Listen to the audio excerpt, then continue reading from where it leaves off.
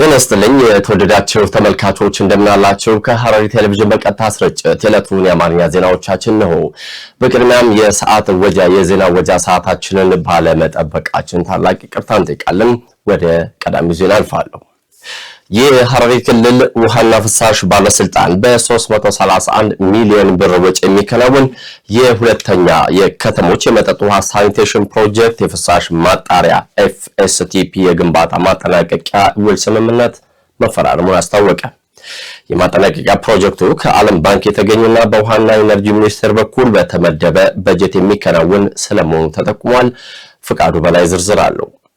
የሐረሪ ክልል ውሃና ፍሳሽ ባለስልጣን በ331 ሚሊዮን ብር ወጪ የሚከናወነውን የሁለተኛ ከተሞች የመጠጥ ውሃና ሳኒቴሽን ፕሮጀክት የፍሳሽ ማጣሪያ ጣቢያ የማጠናቀቂያ ግንባታ ውል ስምምነት መፈራረሙን አስታውቋል። ከዓለም ባንክ በተገኘና በውሃና ኢነርጂ ሚኒስቴር በኩል በተመደበ በጀት የሚከናወነው የዚህ ፕሮጀክት የውል ስምምነት የተፈረመው በክልሉ ውሃና ፍሳሽ ባለስልጣን እና በዮሐንስ አለማየሁ ጠቅላላ የውሃ ስራዎች ድርጅት መካከል ነው። የባለስልጣኑ ስራ አስኪያጅ አቶ አህመድ መሐመድ አዲስ በወቅቱ እንደገለጹት ታሪካዊቷን የሐረር ከተማ ለነዋሪዎቿና ለጎብኚዎቿ ጽዱና ምቹ የማድረግ ስራዎች በተጠናከረ መልኩ እየተከናወነ ይገኛል ብለዋል። ከዚህ ቀደም ከመኖሪያ ቤቶችና ከተለያዩ ተቋማት የሚወጣው የፍሳሽ አወጋገድ ውስንነት የነበረበትና በህብረተሰቡ ዘንድ ቅሬታ ሲያስነሳ የቆየ መሆኑን አስታውሰው ይህ በሶፊ ወረዳ ሐረዊ ቀበሌ የሚገነባው የፍሳሽ ማጣሪያ ጣቢያ ችግሩን በዘላቂነት ያቃልላል ብለዋል። ይህ የፍሳሽ ማጣሪያ ጣቢያ አካባቢውን ውብና ጽዱ ከማድረግ ባለፈ ለወጣቶች የስራ ዕድል እንደሚፈጥር ስራ አስኪያጁ ጠቁመዋል። በተጨማሪም ለአካባቢው አርሶ አደሮች ለመስኖ ልማት የሚያገለግል የተጣራ ውሃና ማዳበሪያ በማመቻቸት ምርትና ምርታማነት ለማጎልበት ከፍተኛ አስተዋጽኦ እንደሚኖረው ጠቁመዋል። የማጣሪያ ጣቢያው ግንባታ ከዚህ ቀደም ከጸመክስ ግሎባል ኢንተርፕራይዝ ጋር ውል ተገብቶ የነበረ ቢሆንም ተቋራጩ በገባው ውል መሰረት ማከናወን ባለመቻሉ ውሉ ተቋርጦ በድጋሚ ጨረታ መውጣቱን አቶ አህመድ አስገንዝበዋል። አዲሱ ተቋራጭ ዮሐንስ አለማየሁ ጠቅላላ የውሃ ስራዎች ድርጅት ፕሮጀክቱን በተቀመጠለት የጊዜ ገደብ እንዲያጠናቅቅም አሳስበዋል። በተቀናጀ ሁኔታ በተሰሩ የግንዛቤ ማስጨበጥ ስራዎች የተመጣጠነ ምግብ አቅርቦትን በማሳደግ የህፃናት መቀንጨርን በከፍተኛ ሁኔታ ለመቀነስ እየተሰራ ስለመሆኑ ተገለጸ። የግብርና ሚኒስቴር ከሐረሪ ክልል ግብርና ልማት ቢሮ ጋር በመተባበር በሶፊ ወረዳ በዚህ ዙሪያ የግንዛቤ ማስጨበጫ መድረክ ተካሂዷል። ለዘገባው አዩብ ካዛሊ። በግብርና ሚኒስቴር የምግብና ስርዓተ ምግብ ጽህፈት ቤት ከሐረሪ ክልል ግብርና ልማት ቢሮ ጋር በመተባበር በሶፊ ወረዳ በሶፊና ቡርቃ ቀበሌዎች የስርዓተ ምግብ ግንዛቤ ማስጨበጫና ስትራቴጂን የማስተዋወቅ የስልጠና መርሃ ግብር ተካሂዷል። በግብርና ሚኒስቴር በከተማ ግብርና ልማት የመስኖ ሰብል አትክልትና ፍራፍሬ ልማት አስተባባሪ የሆኑት ታሪኩ ድንቃ በወቅቱ እንደገለጹት ከዚህ ቀደም ትኩረት ተሰጥቶ የነበረው በምርት አዘገጃጀት ላይ ብቻ የነበረ ሲሆን አሁን ግን የተመረተው ምርት በአግባቡ ጥቅም ላይ ማዋል የሚያስችል ሰፊ ግንዛቤ እየተሰጠ ይገኛል ብለዋል።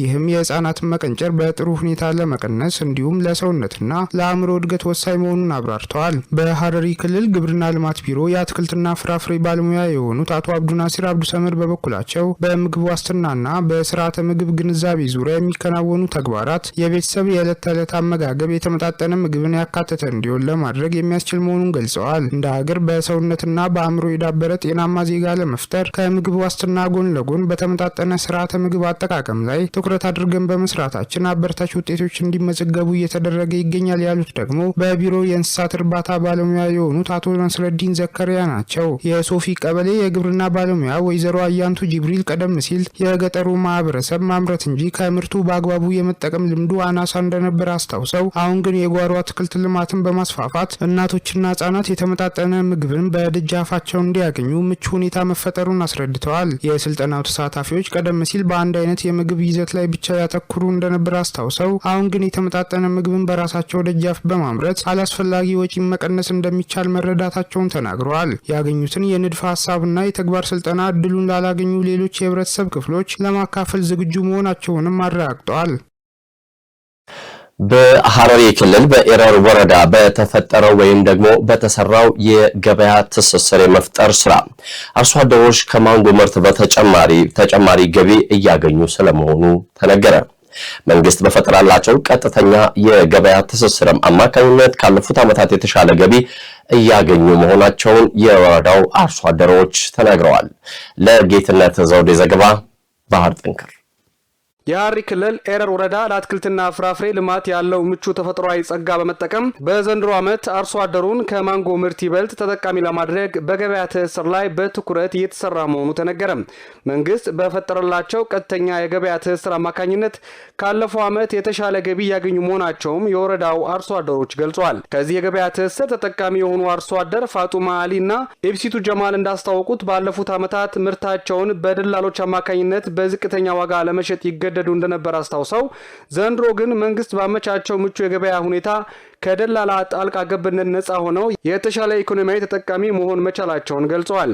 አካ ገርጋርሰ ነው ጎርሞት ማለት አካ ዶአኑ ፍት ገርጋርሰ ዶአ አካ ነው ፍቱ የዘንድሮ የማንጎ ምርት በጥሩ ሁኔታ ላይ ይገኛል። እየሸጥንም ነው። መንግስት የገበያ ሁኔታዎችን አመቻችቶልናል። ምርታችንንም ወደ ሀረማያ አወዳይና ጨለንቆ እየላክን ነው። መንግስት የማንጎ በሽታን ለመከላከል የሚያስችል የመድኃኒት ድጋፍ እንዲያደርግልን እንጠይቃለን። ሀረማያ አወዳይ የዘንድሮ የማንጎ ምርት በጣም ጥሩ ነው። ምርታችን ከዚህ ተነስቶ ወደ ድሬዳዋ አወዳይና ጅጅጋ እየሄደ ነው። የወረዳው አርሶ አደር የሆኑት ሱሌ ኢብራሂም መሐመድ አብዱላህ በበኩላቸው የተፈጠረው የገበያ ዕድል የድካማቸውን ዋጋ ያገኙበትና መነሳሳት የፈጠረላቸው መሆኑን ገልጸዋል። ቀደም ሲል ደላሎች ያሰቃዩን ነበር። አሁን ግን መንግስት ሁኔታዎችን ባመቻቸልን መሰረት ምርታችንን በራሳችን እየሸጥን እንገኛለን። የማንጎ ሽያጭ ብቻ ሳይሆን በወረዳችን የሚመረቱ ማናቸውንም ምርቶች በሙሉ መንግስት የገበያ ትስስር ፈጥሮልናል። አከለ ካና ጫላ ጭሜ ከነ ቢረዳበት እንጂ እንት በከተመት በቆሎ ብቻ ኦምሽኔ ብሽንጋ ኦምሹ ማለት ዱራን ዋይ ኹድራ ከነበይኑ እግሽ ግንጣበለ ስዳበተ በፊት በቆሎ ብቻ ነበር የምናመርተው። ስለ አትክልትና ፍራፍሬ አናውቅም ነበር። አሁን ግን ማንጎ ተክለን በክላስተር በቡድን እያመረትን እንገኛለን። ከአንድ የማንጎ ዛፍ ቁጥቋጦ ብቻ እስከ 30,000 ብር ገቢ ያገኘንበት ነው። ከጋሪ ጅረቹ አምጅሩን ተኛ እግሽ ግንጣበን አስማፍርነ ዱራን በክብራ በርባዱር አስማፍርነ ሲንጥቆቹ አከነማ ሲኹተቲ ሲንደንፈጥ ቆተኛቱ ይጭሉልት ደማ የኤረር ወረዳ ግብርና ጽህፈት ቤት ኃላፊ አቶ ረመዳን ኢድሪስ በበኩላቸው እንደገለጹት በክልሉ ለአትክልትና ፍራፍሬ ልማት ዘርፍ ልዩ ትኩረት ተሰጥቶ ሲሰራ መቆየቱን ጠቅሰው እንደ ፓፓዬ፣ ሙዝ፣ ማንጎ፣ ብርቱካን፣ ሎሚ ያሉ ዋና ዋና ፍሬዎች የወረዳውን የመሬት አቀማመጥና አየር ንብረት ሁኔታ መሰረት በማድረግ በስፋት እየለሙ እንደሚገኙ ተናግሯል። ካነቆፈለው ጆንተይን ገመ ብርቱካናት ይንስ ሙድራ ኸይሳ ማንጎ ብቻ ሳይሆን ብርቱካንም ተተክሎ እየተመረተ ይገኛል። በአሁኑ ወቅት ያሉ የማንጎ ምርቶች በሰፊው ወደ ከተማ እየቀረቡ ነው። ከግብርና ጽህፈት ቤት አቅጣጫ ነጋዴዎች በቀጥታ ወደ ገበያ ቦታው በማምጣት ምርቱን እየገዙ ሲሆን እስከ ጅቡቲ ድረስ ተልኮ እየተሸጠ ይገኛል። አችራ መኪና አንፋሜ መጋቶ ሰማዲ ብራንዲን ኤረሪቲን በከምቴ ሙድራ ኸይሳ ቶኮ ማንጎ ላይ ኃላፊው አክለውም የዘንድሮ የማንጎ ምርት ወደ አጎራባች የንግድ ማዕከላት ማለትም ወደ ድሬዳዋ፣ ጅጅጋና ሀረማያ አወዳይ በስፋት እየተላከ መሆኑን አብራርተዋል። ገቲም ማረት ይሮዲያ ማንጎኒ ማንጎ አሁን ላይ በአጭር ጊዜ ውስጥ ደርሶ ከፍተኛ ምርት መስጠት የሚችልና አፕል ማንጎ የተባለውን ዝርያ ለአርሶ አደሩ በማሰራጨት እንዲተከል እየተደረገ ይገኛል። በአሁኑ ወቅት የማንጎ ክላስተር የሸፈነው መሬት 248 ሄክታር ላይ ደርሷል። ሆሊገላቲ ላቲኒ ረጅሩ ለፈ ሄክታር ይበለማፊ አፍተም ሰዴት ረጅራቹ ማንጎ ቆፍቲን ኡጉፈሜ ያንጁ በመጨረሻም የማንጎ ክላስተር ምርትና ምርታማነትን ይበልጥ በማሳደግ በአጭር የተሻሻሉና በአጭር ጊዜ ውስጥ ደርሰው ምርት የሚሰጡ የላቁ የማንጎ ዝርያዎች በዘንድሮ የአረንጓዴ አሻራ መርሃ ግብር አማካኝነት ለአርሶ አደሩ ለማሰራጨት ሰፊ ዝግጅት እየተደረገ መሆኑን የጽህፈት ቤቱ መረጃ ያመለክታል።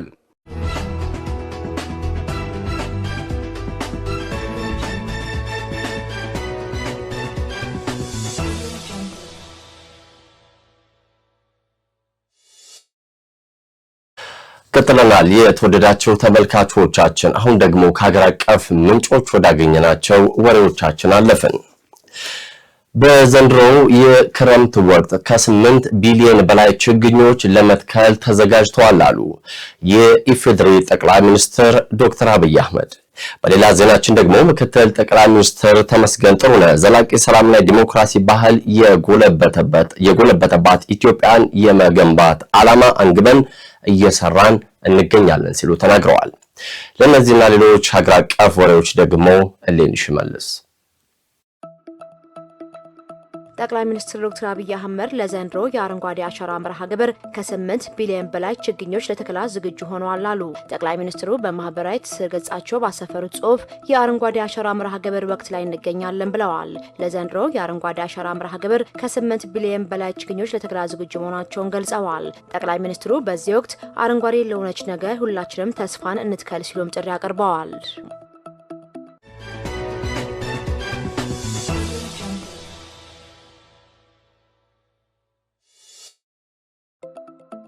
ምክትል ጠቅላይ ሚኒስትር ተመስገን ጥሩነህ ዘላቂ ሰላምና የዲሞክራሲ ባህል የጎለበተባት ኢትዮጵያን የመገንባት ዓላማ አንግበን እየሰራን ነው አሉ።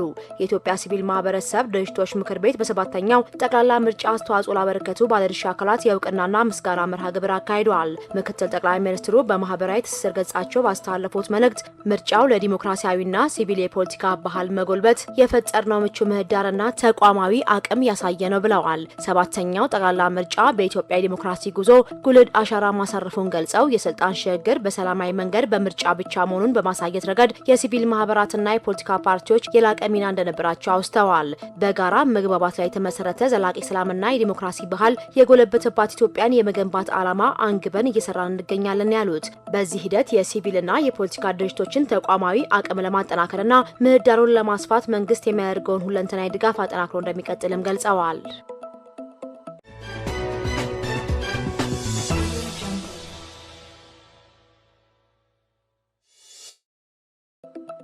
ዲሞክራሲ ለኢትዮጵያ አማራጭ የሌለው የህልውና ጉዳይና የሁለንተናዊ ብልጽግና መሰረት ነው ሲሉ በምክትል ጠቅላይ ሚኒስትር ማዕረግ የዲሞክራሲ ስርዓት ግንባታ ማስተባበሪያ ማዕከል ኃላፊ አቶ አደም ፋራ ገልጸዋል። የኢትዮጵያ ሲቪል ማህበረሰብ ድርጅቶች ምክር ቤት በሰባተኛው ጠቅላላ ምርጫ አስተዋጽኦ ላበረከቱ ባለድርሻ አካላት የእውቅናና የምስጋና መርሃ ግብር አካሂደዋል። አቶ አደም ፋራ መድረኩን አስመልክቶ በሰጡት አስተያየት መርሃ ግብሩ የኢትዮጵያ ሲቪል ማህበረሰብ ድርጅቶች ለዲሞክራሲ ስርዓት ግንባታ ያላቸውን ቁርጠኝነት በተግባር የሚያሳይ ነው ብለዋል። ዲሞክራሲ ለኢትዮጵያ አማራጭ የሌለው የህልውና ጉዳይና የሁለንተናዊ ብልጽግና መሰረት መሆኑን ጠቅሰው የተለያዩ የብዝሃነት መልኮች የምናስተናግድበት ዘላቂ ሰላም የምናረጋግጥበትና ጠንካራ ሀገርን የምንገነባበት ምሰሶ ነው ብለዋል። ድርጅቶቹ መራጩን ህዝብ በማስተማር ህገ መንግስታዊ የሆነውን የመምረጥ መብቱን እንዲጠቀም በማድረግ እንዲሁም በሰላም እሴት ግንባታ በመንግስትና በህዝብ መካከል ድልድይ በመሆን የዜጎችን ተሳትፎና ባለቤትነት ከማረጋገጥ አኳያ ትልቅ አስተዋጽኦ ያበረክታሉም ነው ያሉት። በቀጣይም የሲቪል ማህበረሰብ ድርጅቶች በሁለንተናዊ እድገት ላይ የድርሻቸውን እንዲያበረክቱ ብልጽግና ፓርቲ አስፈላጊውን ትብብርና ድጋፍ ለማድረግ ቁርጠኛ መሆኑን አረጋግጠዋል። በመርሃ ግብሩ የፌዴሪ ፕሬዝዳንት ታዬ አጽቀሥላሴን ጨምሮ የተለያዩ ከፍተኛ የመንግስት የስራ ኃላፊዎችና ጥሪ የተደረገላቸው እንግዶች መገኘታቸውን የፋና ብሮድካስቲንግ ዘገባ ያመለክታል።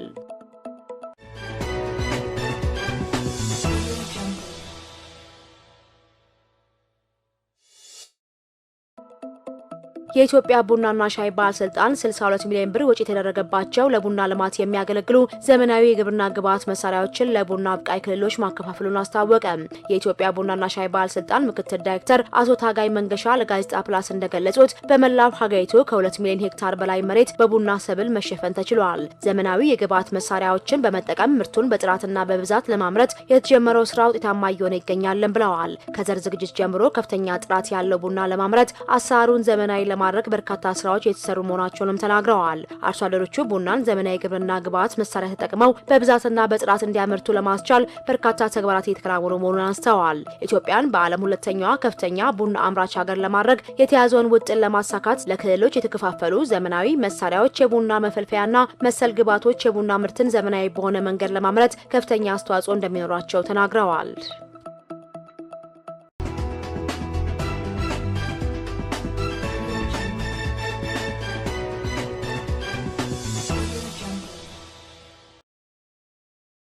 የውጭ ዜና። በሰሜን አየርላንድ በሺዎች የሚቆጠሩ ዜጎች ዘረኝነትን በመቃወም አደባባይ ለሰልፍ ወጡ። ሰልፉ ታዲያ ሰሞኑን በአየርላንድ ሱዳናዊ ስደተኛ የፈጸመውን የስለት ጥቃት ተከትሎ ከባድ ተቃውሞ መቀስቀሱ ይታወሳል። ለዘገባው ባህር ጠንከር። በሰሜን አየርላንድ ቤልፋስት ከተማ ዘረኝነትን በመቃወም በሺዎች የሚቆጠሩ ሰዎች አደባባይ ወጥተዋል። ባለፈው ሳምንት ቤልፋስት ከተማ በስለት የተፈጸመውን ጥቃት ተከትሎ በተነሳው ተቃውሞ ሰዎች መኖሪያ ቤታቸውን ለቀው ለመውጣት መገደዳቸው ይታወሳል። ትናንት ቅዳሜ በከተማዋ የጸረ ዘረኝነት ሰላማዊ ሰልፍም ተካሂደዋል። የስለት ጥቃቱ ተከትሎም ቤቶችና መኪኖች ሲቃጠሉ የህዝብ ትራንስፖርትም ተቋርጧል። በስለት ጥቃት በመፈጸም የተጠረጠረው የ30 ዓመት ሱዳናዊ ፍርድ ቤት ቀርቦ የግድያ ሙከራ ክስም ቀርቦበታል። ቱጌዘር አጌንስት ሄት በተባለ ንቅናቄ አማካኝነት በሺዎች የሚቆጠሩ ሰዎች በቤልፋስት ማዘጋጃ ቤት ተሰባስበዋል። ፖሊስ ሰልፈኞቹን ለማስተናገድም አውራ ጎዳናዎችን ዘግቷል። የፖለቲካ ፓርቲዎችና የሰራተኞች ማህበራት በሰልፉም ተገኝተዋል። ዘረኝነት ተዋጉ፣ ስደተኞች እንኳን ደህና መጣችሁ፣ ነውጥ ቤልፋስት አይወክልም የሚሉና ሌሎችም መፈክሮችም ታይተዋል። ዩናይትድ አጌንስት ሬሲዝም ቃል አቀባይ ኢቫን ካንቶቫ በዚህ ሳምንት ፈጽሞ የማይረሳ ነገር አይተናል። ልጆችና ቤተሰቦች በፍርሃት ከቤታቸው ሸሽተዋል። ሀብታሞችና ሀያላን እንዴት ድረገጾችን መጠቀሚያ እንዳደረጉም ተመልክተናል ብለዋል። ባለፈው ሳምንት በቤልፋስት የስለት ጥቃት ለደረሰበት ግለሰብ ሀዘኔታቸውንም ገልጸዋል። የ40 ዓመቱ ግለሰብ በአይኑና አንገቱ ላይ ከባድ ጉዳት እንደደረሰበትና በሆስፒታል ሕክምና እየተከታተለ እንደሆነም ተገልጿል። የስለት ጥቃቱን ተከትሎ በከተማዋ ነውጥ መነሳቱን በመጥቀስ በመላው ዓለም ቤልፋስት በስጋት ሲመለከትም ቆይቶ ነበር። ለዘረኝነት ምክንያት የለውም፣ በከተማችን ዘረኝነት ቦታ አይሰጠውም የሚል መፈክርም ተሰምቷል። የከተማዋ ነዋሪዎች ነቅለው እንዲወጡና ምግብ እንዲያገኙ ድጋፍ ለሰጡ ሰዎች ምስጋና አቅርበዋል። በፍርሃት የተሸበቡ ማህበረሰቦችን በማበረታታትም ብዙዎች እገዛ አድርገዋል። ዩናይትድ አረብ ኤሚሬትስ ለኢራን በቢሊዮን የሚቆጠሩ ዶላሮች ለኢራን ለመስጠት መስማማቷን 4 የሚሆኑ የሮይተርስ ምንጮች ተናገሩ። ታዲያ ኢራን በተከታታይ ሳምንታት ዩኤኢ ላይ ጥቃት ከፈጸመች በኋላ እርምጃው የፖሊሲ ለውጥ ነው ሲሉ ገልጸውታል። ለዘገባው ፍቃዱ በላይ። ኢራን በተከታታይ ሳምንታት ዩኤኢ ላይ ጥቃት ከፈጸመች በኋላ እርምጃው የፖሊሲ ለውጥ ነው ሲሉ ገልጸውታል። የዩኤኢ ውሳኔ የተሰማው ቴህራንና ዋሽንግተን ጦርነቱን ለማስቆም ያደረጉት ያለው ድርድር ላይ ከመግባባት መድረሳቸውን ከተገለጸ በኋላ ነው። ለንግግሩ ቅርበት ያላቸው ዲፕሎማቶች ዩኤኢ ለኢራን የምትሰጠው በ10 ቢሊዮኖች የሚቆጠሩ ዶላር የአሜሪካን ማዕቀብ ተከትሎ በተለያዩ የውጭ ሀገር ባንኮች እንዳይንቀሳቀሱ የተደረገ ከነዳጅ ዘይት ሽያጭ ያገኘቻቸውን ገቢ ያካትታል ብለዋል። ሁለት የቀጠናው ምንጮች ለሮይተርስ እንደተናገሩት ዩኤኢ 10 ቢሊዮን ዶላር ለመስጠት የተስማማች ሲሆን ከ3 ቢሊዮን በላይ የሚሆነው አስቀድማ አስተላልፋለች። ሁለት ጉዳዩን የሚያውቁ ምንጮች ደግሞ ዩኤኢ የምትሰጠውን ገንዘብ በአጠቃላይ 20 ቢሊዮን ዶላር እንደሆነ ይናገራሉ። ስምምነቱ ኢራን ዩኤኢ ላይ ጥቃት ላለመፈጸም መስማማቷን ተከትሎ የተደረሰ መሆኑን ጨምረው አስታውቀዋል። አንድ የመረጃ ምንጭ በበኩላቸው ለቴህራን 3 ቢሊዮን ዶላር በመጀመሪያ ዙር ተሰጥቷል ብለዋል። ሮይተርስ ገንዘቡን የዩኤኢ ይሁን ወይም በዩኤኢ ባንኮች የተቀመጠና እንዳይንቀሳቀስ እገዳ የተጣለበት ማረጋገጥ አልቻለም። የዩኤኢ ውጭ ጉዳይ ሚኒስትር ዘገባውን ውድቅ አድርገው 3 ቢሊዮን ዶላር ሰጥታታለች የሚለው መረጃ ሙሉ በሙሉ አጣጥለውታል። እነዚህ ክሶች ሙሉ በሙሉ ሐሰትና መሰረተ ቢስ መሆናቸውን ማረጋገጥ እንፈልጋለን። የታገደ የኢራን ገንዘብ በተባበሩት አረብ ኤሚሬትስ በኩል አልተለቀቀም፣ አልተላለፈም ወይም አልተመቻቸም። የዩኤኢ መግለጫ ተጨማሪ ያለው ነገር የለም። ከዚህ ቀደም ሮይተርስ ስለ ገንዘብ ዝውውሩ የዩኤኢ ባለስልጣናት ሲጠይቅ ሀገራቸው ውጥረትን ለማርገብና ሰላም ለማምጣት እየሰራች መሆኑን ተናግረው ነበር። የተወደዳችሁ ተመልካቾቻችን በቀጥታ ስርጭት ወደ እናንተ ሲደርሱ የነበሩ የዕለቱ የአማርኛ ዜናዎቻችን እዚህ ላይ ያበቃሉ።